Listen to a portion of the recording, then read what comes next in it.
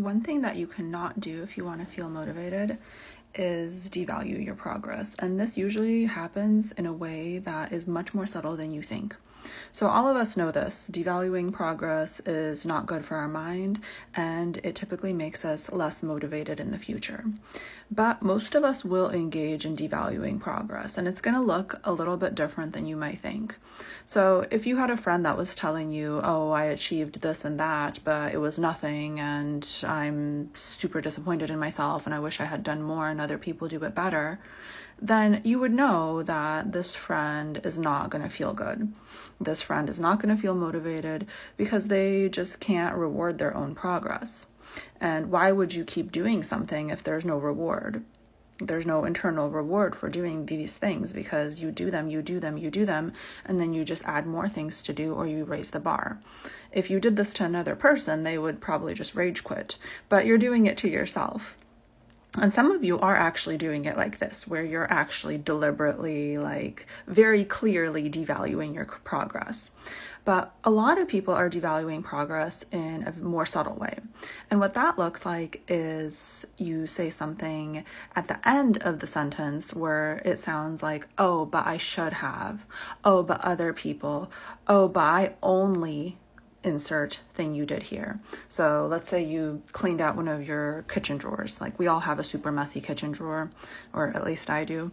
And so we kind of can relate to this.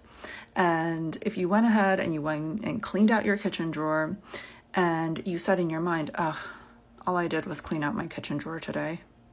I had all these aspirations of cleaning the whole house, of decluttering, of doing all of the things, but all I did was clean out the kitchen drawer. Come on.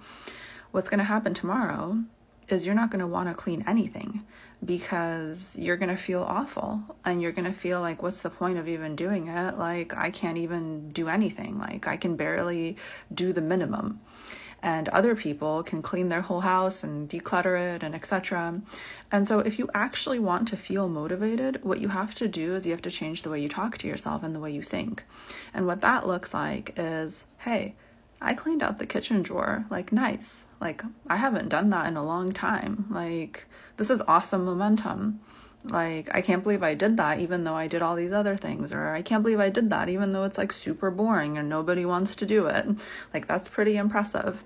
And then the next day you're going to wake up and you're going to be like, hey, I should do something else. I should go declutter my closet. And the next day, if you keep mentally rewarding yourself and validating your progress and trying to see your progress, because a lot of us are very progress blind. We literally just don't see progress. We're always just piling on more and more and more. So if you can actually see your progress and you can validate yourself, the next day you're going to end up with more motivation, and the next day you're going to end up with more. And this is how you create sustainable motivation, because you have to think of yourself maybe like a child, right? So if you have an 8-year-old that you're hanging out with and you tell them to clean their room, and then when they clean their room, you tell them oh no, that wasn't good enough, other kids do it way better, then they're going to hate you. If you've ever been around kids, they're going to hate you. Either they're going to show it or they're just going to hate you internally. And they're not going to want to do it. They're not going to want to do anything next time. And so this is how your mind is as well. If you keep devaluing it and comparing it to other people, it's going to hate you. And so you're going to have this almost splitting in your mind where you don't trust yourself and you're sort of stressed out by yourself all of the time because you're creating this dynamic that's really unhealthy. And the first step is to really understand your thinking and to actually write it down. So I'm a big fan of writing down all of your thinking in the morning. Obviously not all of your thinking, but whatever is top of mind. And then kind of looking it over for patterns or automatic negative thoughts so that you can catch these things. You can catch oh wow, I'm kind of horrible to myself in my own head. No wonder I don't want to do anything. This makes a lot of sense. And so once you are able to catch that thinking, and typically it's best done written or voice memo or something like that, so you can actually hear it back or read it back, then you'll start to be able to change. Because the thing is, is that most of us kind of want to have our cake and eat it too. And this is an expression that basically means we want two things that are completely incompatible. And most of us want to feel motivated, but we also want to be horrible to ourselves in our own minds. And the thing is that those two things cannot exist at the same time. You can either choose to be horrible to yourself in your own mind and devalue your progress and not see your progress, or you can feel motivated. You can't have both. So I know which one I would choose.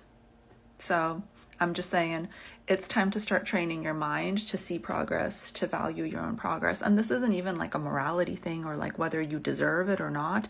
It's just the way the mind works. If you put in these inputs, then you get this output. And if you put the negative input in, then you get the negative output. And it doesn't have anything to do with you deserving validation or not deserving validation, just the way it is. So hopefully this helps all of you create more sustainable progress and feel way better in general.